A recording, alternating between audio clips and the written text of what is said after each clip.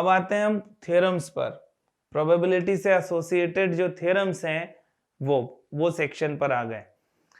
इसमें सभी theorems important है, लेकिन जो स्टार्ट होता है वो है एडिशन थ्योरम से, जो कि आगे की थ्योरम्स में भी इसका यूज होता जाएगा। अब एडिशन थ्योरम क्या है? सपोज हमें कोई भी दो इवेंट्स दे रखे हैं ए एंड बी। ऐसा नहीं है कि उस कोई एक्सपेरिमेंट में दो ही इवेंट हैं। Let A and B be any two events associated with any random experiment. अब एडिशन थ्योरम क्या है? Then probability of simultaneous occurrence of A and B, वो एडिशन थ्योरम में आएगा। And it is denoted by, सबसे पहले इसको denote कैसे करना है, इसको A union B, A plus B, ऐसे तरीके हैं इसको रिप्रेजेंट करने के। लेकिन ये हमें मिलेगा क्या? तो जब हम पी ए यूनियन बी बोल रहे हैं, probability of occurrence of at least one event, इसका मीनिंग होगा। ठीक है, देखिए theorem 1, addition theorem. If A and B be any two events in a sample space, then the probability of occurrence of at least one of the events A and B is denoted by PA union B or PA plus B। इसको एक और तरीके से भी हम denote कर सकते हैं, और P A और B ऐसे भी डिनोट कर सकते हैं। And this thing is equal to P A plus P B minus P A intersection B. देखिए यहां पर हमें इस पूरे का प्रोबेबिलिटी फाइंड करना है, या तो ए हो या बी हो, या ये दोनों एक साथ भी अकर हो सकते हैं। अब इसको कैसे फाइंड करेंगे? अगर हम इसका प्रूफ देखें तो बहुत ही सिंपल है। हमने M1 M2 एलिमेंट्स कंसिडर कर लिए हैं, M1 M2 and M be the number of elementary events favourable to A, B and A intersection B respectively. तो अब यहां पर number of elementary events favourable to A और B और both, वो जो है वो क्या होगा? A यूनियन B से हम रिप्रेजेंट करेंगे। और वो ये मिलेगा हमें। देखिए ये जो M1 माइनस A है, ये इस रीजन को, यानी इतने एलिमेंट्स को रिप्रेजेंट करता है। ठीक है, और M2 माइनस M इस पार्ट को, और ये जो M है ये इसका कॉमन पार्ट है। ठीक है, अब यहां पर बेसिकली अगर हम ये इतना पार्ट, ये M1 जो इवेंट्स हैं, बेसिकली M1 पूरा जो इवेंट्स है, वो ये जो इवेंट A है ना, उसके फेवरेबल केसेस हैं M1, जिसमें यहां पर भी आ गया वो पोर्शन। तो अगर केवल मुझे इतना शेडेड पार्ट फाइंड करना है, this shaded part will be total minus common.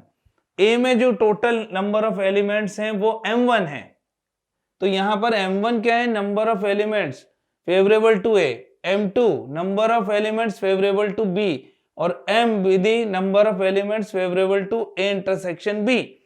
तो M1 बेसिकली यहां पर इस डायग्राम में जो दिख रहा है, M1 का मतलब केवल ये वाला शेडेड रीजन नहीं है। M1 ये टोटल एलिमेंट्स हैं जो A को बिलोंग करते हैं, M2 टोटल इवेंट्स हैं जो B को बिलोंग करते हैं। तो केवल A को बिलोंग करने वाले एलिमेंट्स क्या हो जाएंगे? M1 माइनस ये कॉमन पार्ट, तो वो यहां पर ये लिखा हुआ है। सिमिलरली जो B को बिलोंग करे वो हो जाएगा M2 माइनस M। अब क्योंकि ये पार्ट भी तो लेना है हमें, इसलिए अलग से M को ऐड कर दिया, तो ये आ जाएगा M1 plus M2 minus M। अब इसको जब हम N से डिवाइड कर देंगे तो हमें प्रोबेबिलिटी मिल जाएगी, और सेपरेट किया तो this will B P A, ये हो जाएगा P ऑफ B, और ये P ऑफ A intersection B। So P A union B is equal to, बहुत इंपॉर्टेंट थ्योरम है, P A plus P B minus P A intersection B।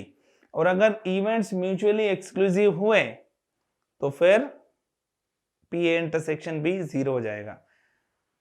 वैसे तो सेट थ्योरी में भी ये रिजल्ट हमने देखा हुआ है। यहां पर ये ध्यान रखना है सभी को कि इसका ये मतलब है या तो ये अकर हो या एक साथ भी हो सकता है। ऐसा नहीं सोचना है कि यहाँ पर ये दोनों एक साथ अकर नहीं हो सकते हैं, क्योंकि ये माइनस किया है। माइनस इसलिए किया है क्योंकि ये ए इंटरसेक्शन बी वाला पार्ट ए में भी है और बी में भी है, हम 2 बार काउंट नहीं कर सकते, इसलिए एक बार उसको माइनस किया गया है। बस इतना ही ध्यान रखना है। तो ये है addition theorem. If A and B are mutually exclusive events, then PA intersection B is 0, जैसा अभी बताया। In that case, PA union B is equal to PA plus PB। अब क्वेश्चन करें उसके पहले 3 एलिमेंट्स के लिए भी हम देख लें। Similarly PA union B union C is equal to, बिल्कुल सेट थ्योरी के जैसे ही रिजल्ट्स हैं इसके, P of A plus P of B plus P of C minus P A intersection B minus PB intersection C minus PC intersection A plus PA intersection B intersection C. If ABC are mutually exclusive events, then all these terms will be equal to 0. तो वो उस case में हमें P of A union B union C मिलेगा P of A plus P of B plus P of C। ये था हमारा theorem 2। Theorem 2 जो है वो बेसिकली ये है, जैसे किसी सैंपल स्पेस में 3 इवेंट्स हैं ए बी सी, ये 3 इवेंट्स हैं, तो हमें ये पूरा पार्ट फाइंड करना है, ये पूरा।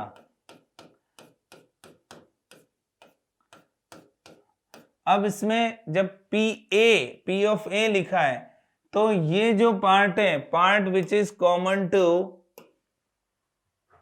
ए एंड बी, ये पार्ट ए और बी में जो कॉमन पार्ट है ये 2 बार आया। आप देखिए ए में भी इंक्लूड होगा ये, और ये वाला पार्ट इसको शेडेड कर दिया हमने। ये जो पार्ट है ये ए और बी दोनों में है। सिमिलरली ये अगर मैं अब वापस से शेडेड करूं इसको, तो ये ए और सी में आ जाएगा, इसको शेडेड करेंगे तो बी और सी में आ गया। इसका मतलब कॉमन पार्ट 2 बार काउंट हो गया है, इसलिए एक बार माइनस किया है। और जब एक बार माइनस कर रहे हैं तो ये जो बीच वाला पार्ट है इसको अगर हम अलग तरीके से बता दें तो ये जो बीच वाला जो पार्ट है ये पार्ट एक्चुअली क्या है, 3 बार माइनस हो गया, और इसको हमने लिया भी 3 ही बार था, 3 टाइम्स कंसिडर किया था, ए में बी में सी में, और 3 टाइम्स माइनस हो गया। लेकिन कम से कम एक बार तो लेना है, क्योंकि P A union B union C का मीनिंग क्या है, probability of happening of at least 1 event, मतलब केवल एक भी हो सकता है, उनमें भी ए बी सी, केवल 2 भी अकर हो सकते हैं, A B B C and C A, और तीनों एक साथ भी अकर हो सकते हैं, इसलिए plus P A intersection B intersection C करना पड़ता है। Next theorem, let A and B be 2 events associated to a random experiment, then P A bar intersection B से भी इसको रिप्रेजेंट कर सकते हैं, is equal to P B minus P A intersection B। अब इसका मतलब है कि A नहीं हो लेकिन B अकर हो, ठीक है, मतलब केवल इतना पार्ट आना चाहिए, ये जैसे कि number of elements in P A bar intersection B अगर पूछ रहे हैं तो केवल ये वाला पार्ट उसमें आएगा, तो हमारा जो आंसर होगा वो ये आएगा, प्रोबेबिलिटी। ये इस प्रोबेबिलिटी, ठीक है, ये अगर हमें इसकी प्रोबेबिलिटी फाइंड करना है तो नंबर ऑफ एलिमेंट्स क्या लेंगे, फेवरेबल एलिमेंट्स क्या होंगे, number of elements in B minus number of elements in A intersection B, और उसको टोटल नंबर से डिवाइड करने पर प्रोबेबिलिटी मिलता है। Therefore this thing is equal to PB minus PA intersection B। इस तरीके से हमें यह रिजल्ट मिलता है। और अगर ये म्यूचुअली एक्सक्लूसिव इवेंट्स हो जाएंगे तो फिर उसका वैल्यू 0 भी हो जाएगा। अब इसी से एसोसिएटेड एक और थ्योरम ये हो गया कि P A intersection B bar और P A bar intersection B, this will be P A plus P B minus 2 times P A intersection B होगा। इसका मीनिंग है कि हम इसमें क्या फाइंड कर रहे हैं, बेसिकली एग्जैक्टली एक ही इवेंट अकर हो, एग्जैक्टली एक ही इवेंट अकर हो, इसकी प्रोबेबिलिटी। ये जो है सपोज ये ए और बी, ये रिप्रेजेंट करता है यहां पर, ये जो है पी इतना पार्ट, ये है PB,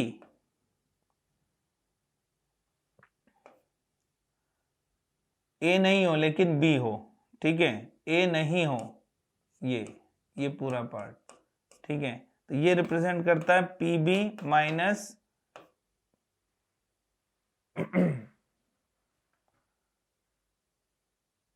P A intersection B को, PB minus P A intersection B को, ठीक है। और इसको प्रोबेबिलिटी के टर्म में ऐसा लिखा है, ये वाला बी को हम पहले लिखते हैं, ठीक है, बी अकर हो लेकिन ए नहीं हो, और P A intersection B bar मतलब ये ए ये बी, इसका मतलब है ए अकर हो बी अकर ना हो, ए अकर हो बी अकर ना हो, ये वाला पार्ट हुआ। तो इसका मतलब यहां पर होगा P A minus P A intersection B. अब जब इन दोनों को ऐड कर देंगे तो ये थ्योरम हमें यहां पर मिलता है, यही लिखा है, P A intersection B bar union P A bar intersection B is equal to P A plus P B minus 2 P A intersection B. इस तरीके से अभी क्वेश्चंस में इनका यूज करेंगे। Theorem 4, ABC are 3 events, then P of at least 2 of A, B, C to occur। अब देखिए यहां पर क्या हो रहा है, इसको एक डायग्राम से समझेंगे, वेन डायग्राम से तो बहुत इजीली समझ में आएगा। जैसे ये 3 इवेंट्स ए बी सी हमने कंसिडर किए, ए बी और सी, इसमें बोल रहा है at least 2 of the events to occur, एटलीस्ट 2 मतलब 3 भी हो सकता है। तो ये वाला पार्ट का प्रोबेबिलिटी हमें फाइंड करना है बेसिकली। तो number of elements of this shaded region divided by total number of elements से हमें प्रोबेबिलिटी मिल जाएगा। तो सबसे पहले इस ये इवेंट्स, ये टोटल नंबर ऑफ एलिमेंट्स कैसे फाइंड करेंगे। तो ये जो पार्ट है पहला वाला, ये common to A and B है और ये common to A and C है, this part is common to B and C. तो उसको जब n से डिवाइड करेंगे तो प्रोबेबिलिटी क्या मिलेगा, इस पार्ट का p ऑफ a इंटरसेक्शन b, इस पार्ट का a इंटरसेक्शन c और इस पार्ट का p of b intersection c। ये 3 तो आ गया। अब हुआ क्या कि ये वाला जो पार्ट है, ये जो तीनों में कॉमन है, ये 3 टाइम्स आ गया, 3 टाइम्स हमने काउंट किया, जबकि हमें इसको 3 टाइम्स काउंट नहीं करना है, एक ही बार काउंट करना है। इसलिए इसमें से ये माइनस कर दिया, -2 times P A intersection B intersection C. तो हमें क्या मिल जाएगा, probability of at least 2 of the events A B C to occur. अब आगे देखते हैं। तो ये हमने अभी देखा था probability of at least 2 events to occur. Next है probability of exactly 2 events of A B C to occur. ठीक है, अब यहां पर 3 इवेंट्स ए बी सी में से एग्जैक्टली 2 अकर हो, इसकी प्रोबेबिलिटी की बात हुई। अब मान लीजिए ये है, ये इवेंट ए बी सी, तो एग्जैक्टली 2 का मीनिंग हो गया अब ये पार्ट, अब जो शेडेड पार्ट देखेंगे, ये एग्जैक्टली 2 को रिप्रेजेंट कर रहा है, ये शेडेड रीजन। अब यहां पर पी ए इंटरसेक्शन बी में ये जो कॉमन पार्ट है ये आ गया है, इंक्लूड किया गया है। बी इंटरसेक्शन सी में ये इंक्लूडेड है, पी ए इंटरसेक्शन सी में भी ये इंक्लूडेड है। जबकि हमें फाइंड करना है probability of exactly 2 of the events to occur. तो ये जो 3 टाइम्स काउंट हो गया है उसको माइनस कर दिया हमने 3 टाइम्स ही, तो 3 times minus 3 times P A intersection B intersection C.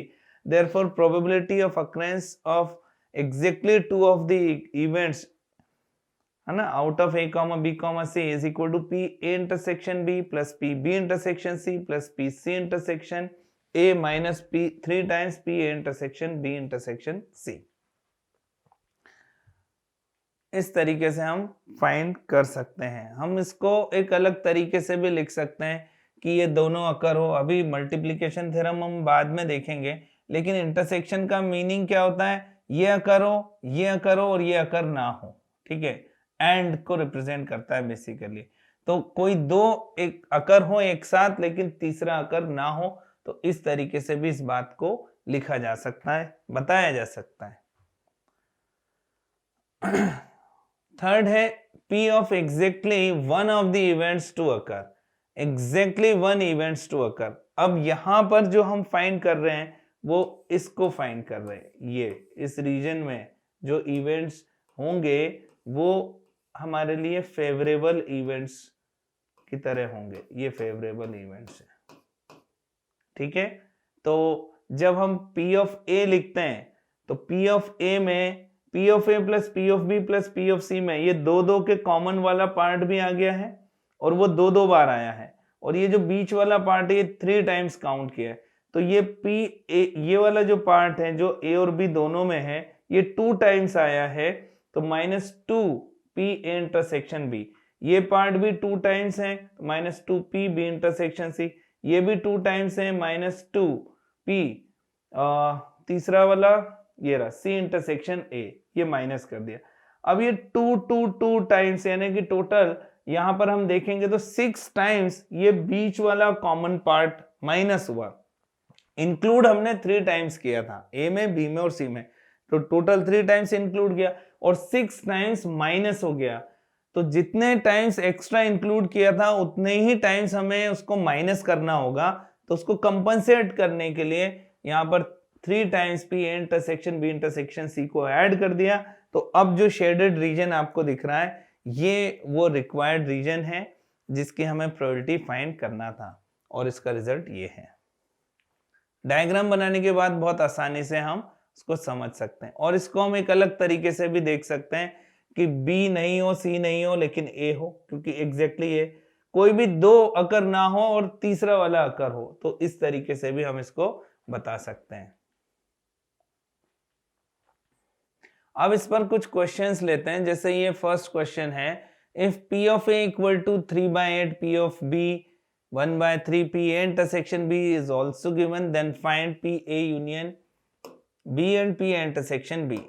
तो सबसे पहला पार्ट इसमें ये है, तो फर्स्ट पार्ट को करने के लिए P A union B is equal to P of A plus P of B minus P, ये फॉर्मूला होता है P A intersection B, theorem है बेसिकली, एडिशन थ्योरम, और उसके थ्रू हमने इसको लिखा है। P A union B find करना है और ये तीनों हमें दे रखे हैं यहाँ पर। तो ये हो गया 3/8 प्लस 1/3 माइनस 1/4। इसको हम सॉल्व कर लेंगे तो हमें आंसर यहाँ पर मिल जाएगा। तो एलसीएम ले लिया यहाँ पर 24, तो यहाँ जाएगा 9 8 माइनस 6, तो फाइनल आंसर ये हो गया 17। तो 11/24 हमारा आंसर हो गया इसका, 11/24 ये आ गया P A यूनियन B। अब नेक्स्ट जो है वो P A यूनियन B आ गया। नेक्स्ट जो पूछा है वो basically P A bar intersection B bar होना चाहिए, क्योंकि P ए इंटरसेक्शन बी तो ऑलरेडी हमें दे रखा है। अब P A bar intersection B bar कैसे फाइंड करेंगे उसको हम समझें। देखिए P A bar intersection B bar का मीनिंग क्या है कि ए भी नहीं अकर हो और बी भी अकर ना हो, non occurrence of A and B. ठीक है, दोनों ही अकर नहीं होना चाहिए। और इसका क्या मीनिंग होता है कि ए और बी में से कम एक अकर हो। अगर इसको 1 में से माइनस कर दें हम तो हमें मिलेगा ये। तो सेकंड पार्ट जो है P A bar intersection B bar, this will be equal to 1 minus P A union B, यह जगह 1 माइनस 11/24। सो फाइनली हमें मिल गया 13/24। इस तरीके से ये क्वेश्चन यहां पर सॉल्व हो जाएगा इजीली।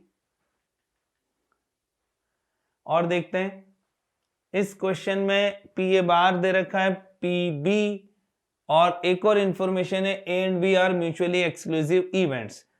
तो अगर म्यूचुअली एक्सक्लूसिव इवेंट्स होते हैं तो उनका साइमल्टेनियस अकरेंस का प्रोबेबिलिटी 0 हो जाएगा क्योंकि वो एक साथ अकर ही नहीं होते हैं। नाउ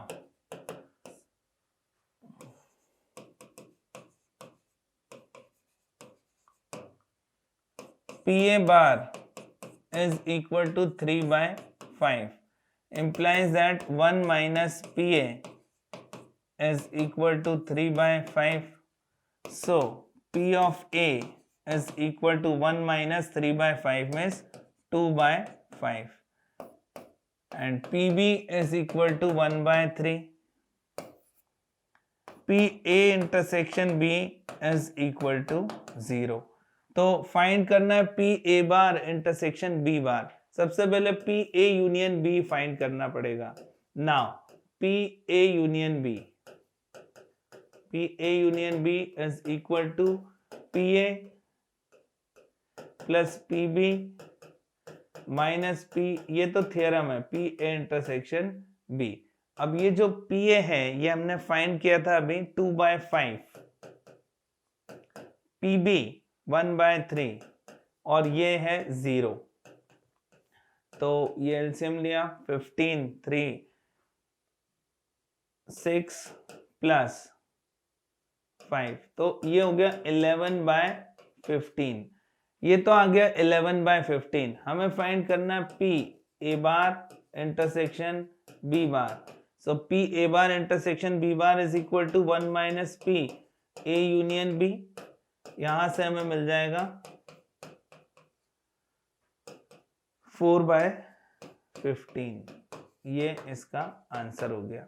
तो जब भी दोनों के अकर नहीं होने की प्रोबेबिलिटी फाइंड करना है, ये भी ना हो ये भी ना हो, ठीक है, non occurrence of A and B, तो हम उसको कैसे फाइंड करेंगे? 1 minus P A union B, क्योंकि पी ए यूनियन बी का मीनिंग होता है probability of occurrence of at least 1 event. अब यहां पर एक और क्वेश्चन है, if the odds against winning a race of 3 horses are respectively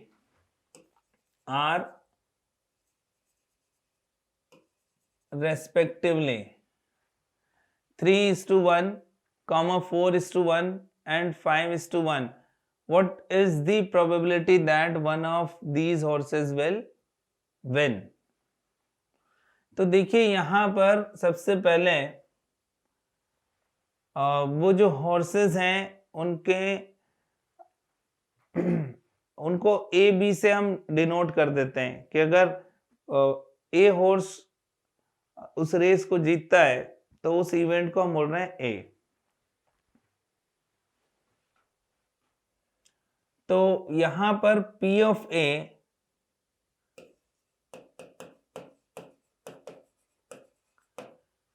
P of A, suppose A जो है वो रेस को जीते हैं, उसके अगेंस्ट में दे रखा है, ऑड्स अगेंस्ट। तो क्या दे रखा है यहां पर? P A bar upon P A is equal to 3/1। यहां से हम P ए फाइंड कर लेते हैं। 1 minus P of A divided by P A equal to 3/1. 1 minus P A is equal to 3 times PA. 1 is equal to 4 times P of A. So P of A is equal to 1/4. ये हमें 1/4 मिल गया. Similarly B अगर race को जीतता है तो उसकी probability को PB से हम डिनोट करें तो सिमिलरली अब डायरेक्ट लिख सकते हैं. Similarly P of B is equal to 1/5 and P of C is equal to 1/6. ये आ गया. फाइंड क्या करना है कि what is the probability that one of these horses will win.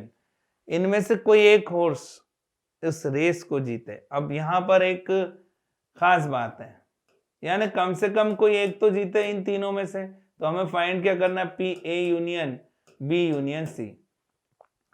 P A union B union C हमें find करना है. अब ये रेस है तो रेस में कोई एक ही जीतता है. दो एक साथ कभी फर्स्ट पोजीशन पे नहीं आते किसी भी रेस में.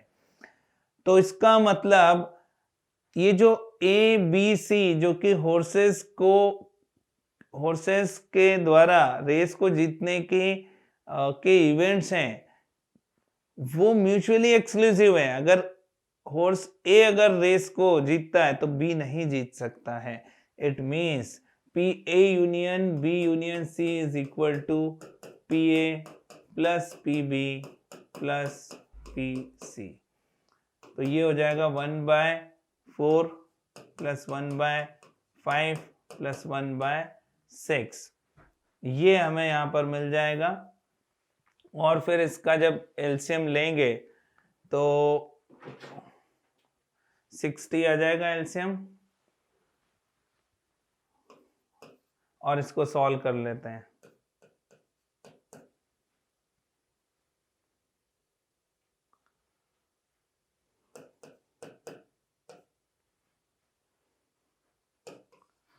तो ये हमें आंसर मिलेगा 37/60. तो यहाँ पर इस क्वेश्चन में जो खास बात थी वो ये थी, सबसे पहले तो प्रोबेबिलिटी फाइंड करना क्योंकि ऑड्स इन अगेंस्ट दे रखा है. उसके बाद में थ्योरम का प्रॉपरली यूज करना. तो हमने यहाँ पर थ्योरम का यूज किया कि क्या यूज किया कि पहले तो ये पता करना है यहाँ पर क्वेश्चन को पढ़ करके समझ करके कि इवेंट्स आर म्यूचुअली एक्सक्लूसिव. और फिर probability of happening of at least one event वाला थ्योरम इसमें अप्लाई किया और उससे इस क्वेश्चन को सॉल्व किया. एक और question. The probability that at least one of the event A and B occurs is 0.6 और simultaneously occurrence की probability है 0.2. then find this thing. तो यहाँ पर जो हमें दे रखा है कंडीशन, given that जो कंडीशन दे रखा है एटलीस्ट वन, तो मतलब P A union B is equal to 0.6 and P A intersection B is equal to 0.2. तो ये डायरेक्ट क्वेश्चन है. Now P A union B is equal to P of A plus P of B minus P A intersection B. तो ये हमें दिया हुआ है 0.6. इसको चेंज करो 1 minus P A bar plus 1 minus P B bar minus ये है 0.2. तो इसको इधर ले आए P of A bar plus P of B bar equal to, अब ये हो गया 1 + 1 2. ठीक है. और 2 - 0.8 क्योंकि उधर जाके ये होगा तो हमें मिल जाएगा 1.2। ये इसका हमारा आंसर आ जाएगा। ठीक है, 1 + 1 2 और माइनस 0.8 करेंगे तो 1.2, ये हमें इसका आंसर मिल जाएगा। तो आसान क्वेश्चन था, इसमें कोई खास बात नहीं है। ध्यान रखना यह एडिशन ऑफ टू प्रोबेबिलिटीज हैं, इसलिए सम जो है 1 को एक्सीड कर सकता है। यहां पर कोई किसी एक इवेंट की प्रोबेबिलिटी की बात नहीं हुई है। ठीक है, और देखते हैं, 2 cards are drawn at random from a pack of cards. Find the probability that both the cards are of red colors or they are queen. अब यहां एडिशन थ्योरम का हमें यूज करना है, तो इवेंट को डिफाइन करेंगे सबसे पहले। स्कूल एग्जाम में भी ध्यान रखें, जब प्रोबेबिलिटी का क्वेश्चन करें तो इवेंट्स को पहले हमें डिफाइन करना पड़ेगा। डायरेक्ट आप लिखेंगे तो पूरे मार्क्स नहीं मिलते हैं, specially board exam, school exam में। 2 cards are drawn at random from a pack of cards. Find the probability that both cards are of red colors or they are queen. 2 cards are drawn, तो event A ले लिया, cards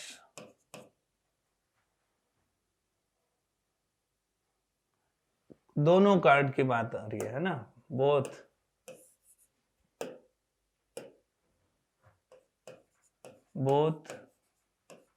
cards are of red colour.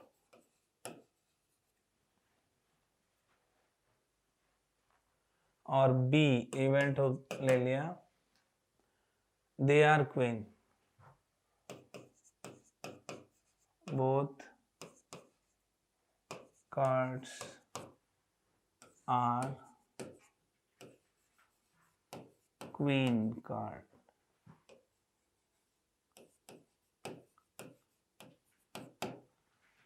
हमें find करना है, इन दोनों में से कोई एक चीज होना चाहिए।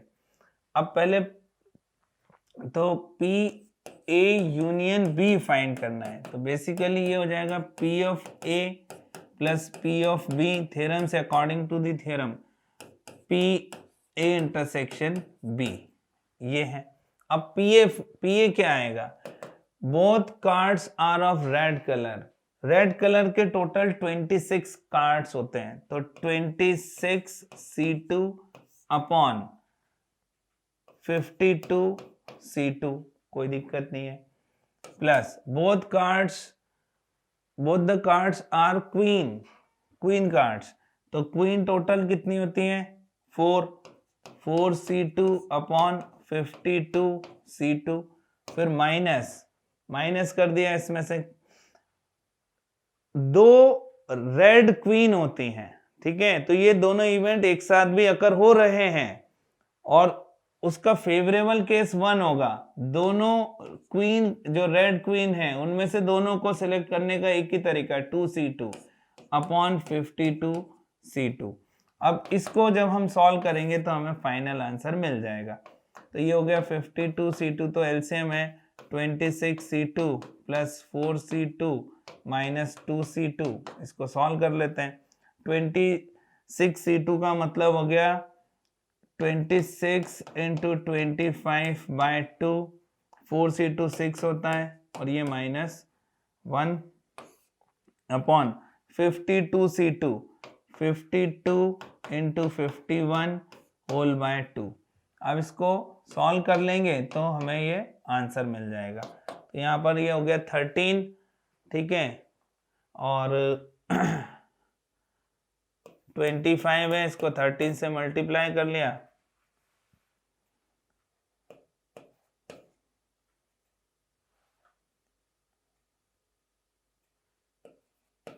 $325 हो रहा है।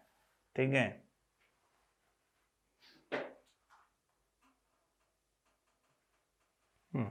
तो 325 माइनस प्लस 5 डिवाइडेड बाय इसको भी कर लेते हैं, ये हो गया 26, 26 इंटू 51, तो ये 51 है, 26 से मल्टीप्लाई कर देते हैं इसको,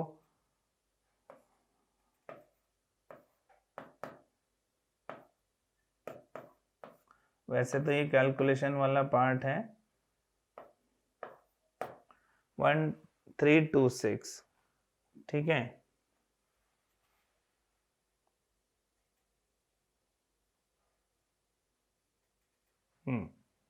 तो 1326, तो ये आ जाएगा 340 अपॉन 1326, और इसको हम आगे सॉल्व कर लेंगे इस फ्रैक्शन को। हमारा फोकस इस बात पर है अभी कि प्रोबेबिलिटी कैसे फाइंड की जाए, ये इसमें था मेन स्टेप, ठीक है। उसके बाद का जो पोर्शन है वो कैलकुलेशन वाला पार्ट है। और देखें, one ticket is drawn at random out of 30 tickets numbered from 1 to 30. Find the probability that the number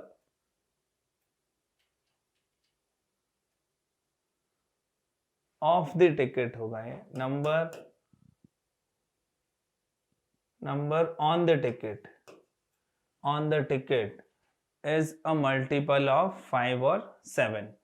One ticket is drawn at random out of 30 tickets numbered from 1 to 30. Find the probability that the number on the ticket is a multiple of 5 or 7. देखिए यहां पर events पहले define कर देते हैं हम।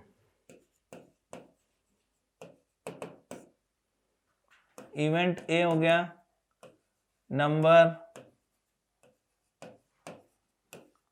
On the ticket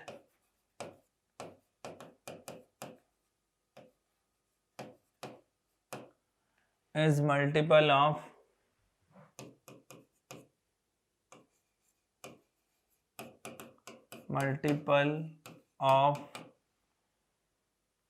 पहला number क्या है, मल्टीपल ऑफ 5, और इवेंट बी हो गया number on the ticket is multiple of 7।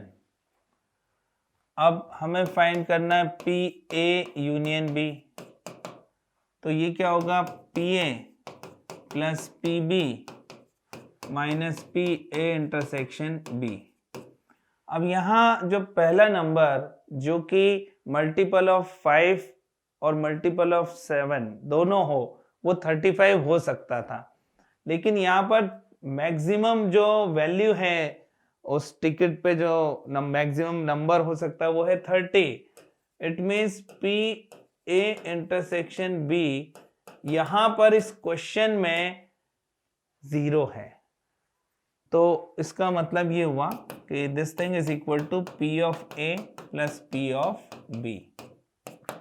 Now P of A multiple of 5, तो टोटल हमें यहाँ पर मल्टीपल ऑफ 5 के कितने होंगे, 6, भाई 5, 10, 15, 20, 25, 30, टोटल 6, तो 6 बाय, क्योंकि टिकट हम कितनी ड्रॉ कर रहे हैं, केवल एक ही, तो 6C1 मीन 6 ही लिखेंगे, 6 बाय 30 प्लस, और 7 के जो मल्टीपल हैं वो यहाँ पर 4 है, तो 7, 14, 21, 28, तो हमें यहाँ पर मिल जाएगा 10 बाय 30 मीन्स 1 बाय 3। ये इस क्वेश्चन का आंसर हुआ। एक क्वेश्चन और है, अ bag contains 6 white 4 red balls. 2 balls are drawn at random. What is the chance that they will be of the same color? They will be of the same color. तो अब यहाँ पर इस question में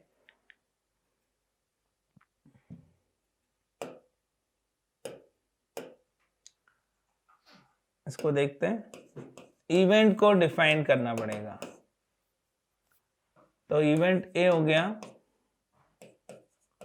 ball is of ball is of white colour, मतलब drawn ball is of white colour, इस तरीके से एक ही बात है।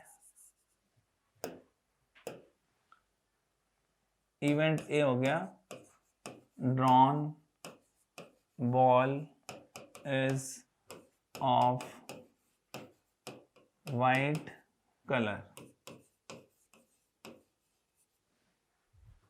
इवेंट बी हो गया ड्रॉन बॉल इज ऑफ, दूसरे कौन से कलर की बॉल है, white and red, red colour, ये हमने कंसिडर कर लिया। ठीक है, अब फाइंड क्या करना है, what is the chance that they will be of the same colour. और बॉल कितनी ड्रॉ किया हमने, 2 बॉल्स। ठीक है, तो P A union B find करना है, और दोनों सेम कलर की हो तो यहां पर, और एक बार में 2 बॉल को हम सिलेक्ट कर रहे हैं एक साथ, तो इसका मतलब this thing is equal to P A plus P B only, क्योंकि पी ए इंटरसेक्शन बी वो 0 होगा। देखिए हमें 2 बॉल्स ड्रॉ करना है और दोनों सेम कलर की हों, तो या तो वो दोनों व्हाइट होंगी या वो दोनों रेड होंगी। ऐसा हो ही नहीं पाएगा कि दोनों रेड भी हों और दोनों व्हाइट भी हों एक साथ में, क्योंकि टोटल बॉल्स जो हमने ड्रॉ किया हुआ है वो 2 बॉल्स हम ड्रॉ कर रहे हैं। तो अब यहां पर व्हाइट 6 बॉल्स हैं, तो 6c2, और टोटल बॉल्स कितनी है 10, तो डिवाइडेड बाय 10c2, ये probability of getting 2 white balls हो गया। Now probability of getting 2 red balls, this will be equal to 4c2 upon 10c2। अब इसको सॉल्व कर लेंगे तो आंसर हमें मिल जाएगा। तो यहां पर हो गया 6c2 plus 4c2 upon 10c2। Solve किया, 6c2 आ जाता है 15, 4c2 होता है 6, और 10c2 होता है 10 यानी कि 5 इंटू 9 45, ये आ जाएगा 45। तो हमारा जो आंसर है वो आ जाएगा 21/45, और सिंप्लीफाइड फॉर्म में हम देखेंगे तो 7/15 ये इसका आंसर हो जाएगा। तो यहां पर हमने अभी एडिशन थ्योरम हम यूज कर रहे हैं, जिसमें हमें ये देखना है, बेसिकली एडिशन थ्योरम में हमेशा ये याद रखना है, एडिशन थ्योरम का मतलब है probability of occurrence of at least 1 event, कम से कम एक इवेंट के अकर होने की प्रोबेबिलिटी होती है, और उसमें हमें ये देखना है उनके इंडिविजुअल अकर होने की प्रोबेबिलिटी और साइमल्टेनियसली अकर होने की प्रोबेबिलिटी। इन केस अगर इवेंट्स म्यूचुअली एक्सक्लूसिव हैं तो उस केस में पी ए इंटरसेक्शन बी का वैल्यू 0 हो जाता है। तो एक और क्वेश्चन हम देखते हैं, और नेक्स्ट क्वेश्चन है a die is loaded so that the probability of phase I is proportional to I, और I जो है 1, 2, 3, है ना, up to 6 है। What is the probability of an even number occurring when the die is rolled? देखिए question को ध्यान से समझते हैं पहले। A die is loaded, इसका मीनिंग ये है कि जो डाई है वो बायस्ड डाई है, अनबायस्ड नहीं है, नॉर्मल डाई नहीं है, पहली बात।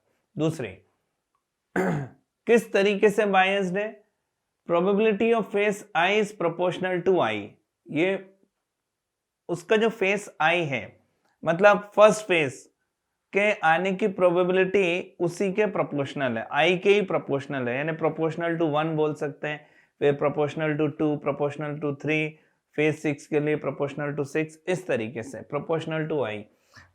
अब फाइंड करना है, find what is the probability of an even number occurring when the die is rolled, ये क्वेश्चन है। अब इसको ध्यान से समझते हैं। Given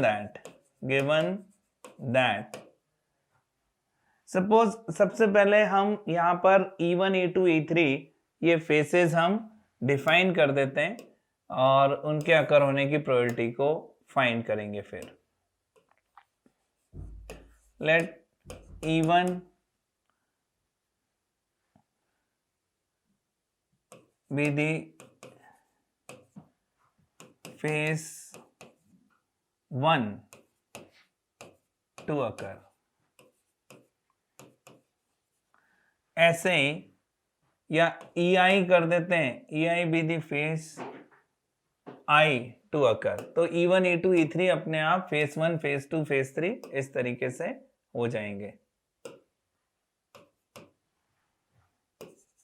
Given that probability of phase I is proportional to I, ये हमें कंडीशन दे रखा है, यही सबसे इंपॉर्टेंट है. Now PEI is equal to proportionality constant lambda consider कर लेते हैं, तो ये हो गया लैम्डा I. अब हमें मालूम है कि कोई ना कोई फेस तो अकर हो गई 1, 2, 3, 4, 5, 6 में से, तो इन सबको ऐड करेंगे तो इसकी प्रोबेबिलिटी का सम 1 आएगा. Means summation P EI I equal to 1 to n is equal to 1. Means PE1 plus PE2 plus PE3 plus PE4 plus PE5 plus PE6 is equal to 1. ये हो गया 1. अब PE1 वो है, PE1 क्या हो जाएगा यहाँ पर, this thing is equal to proportionality constant, है ना, ये तो 1 है. अब ये PE1 क्या हो जाएगा यहाँ पर, लैम्डा, PE2 2 लैम्डा I है, तो ये हो गया lambda plus 2 lambda plus 3 lambda plus 4 lambda 5 lambda plus 6 lambda is equal to 1. इनको ऐड किया तो यहाँ पर हमें ये मिल जाएगा 21 lambda. So lambda 21 lambda equal to 1, so lambda equal to 1/21. ये तो लैम्डा का वैल्यू हमने फाइंड कर लिया. अब क्वेश्चन में हमें फाइंड क्या करना है, we have to find probability of even number to occur, है ना. what is the probability of an even number occurring? तो now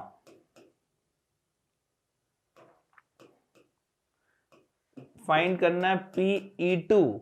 अब वो इवन नंबर 2 हो सकता है, 4 हो सकता है, 6 हो सकता है, ठीक है. तो PE2 union E4 union E6 हमें फाइंड करना है. और क्योंकि ये म्यूचुअली एक्सक्लूसिव इवेंट्स हैं तो this will be equal to PE2 plus PE4 plus P of E6, ये आ जाएगा. PE2 मतलब 2 लैम्डा, ये हो जाएगा 4 लैम्डा और ये 6 लैम्डा. इट मीन्स 12 लैम्डा, और लैम्डा पहले ही फाइंड कर लिया. Put value of lambda 1/21. तो यहाँ से हमें 4/7 आंसर मिल जाएगा.